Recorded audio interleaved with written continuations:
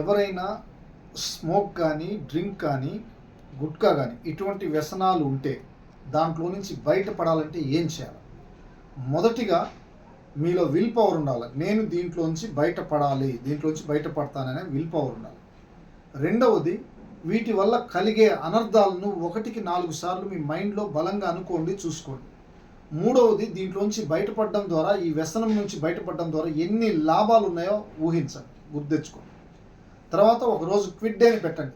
For example ఈ రోజు నుంచి ఒక 30 రోజులు లేదా ఒక 40 రోజుల తర్వాత ఒక క్విట్ డే అని పెట్టండి. ఈ రోజు నుంచి లేదా పలాని క్విట్ డే నుంచి ఇంకా లైఫ్లో తాగను.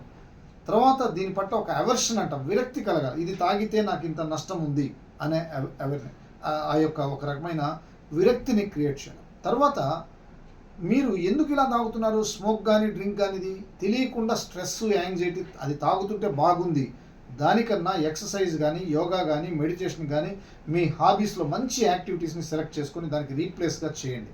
అలాగే hypnotherapy, behaviour therapy, aversion therapy వంటి థెరపీస్ వీటిలోంచి మిమ్మల్ని బయటికి తీసుకెళ్ళడానికి, మంచిగా మీ ఆర్థికంగా, ఆరోగ్యపరంగా నయం అవ్వడానికి, బెటర్ అవ్వడానికి, కోలుకోవడానికి ఈ థెరపీస్ యూజ్ అవుతాయి. Thank you. Me doctor Suresh Babu.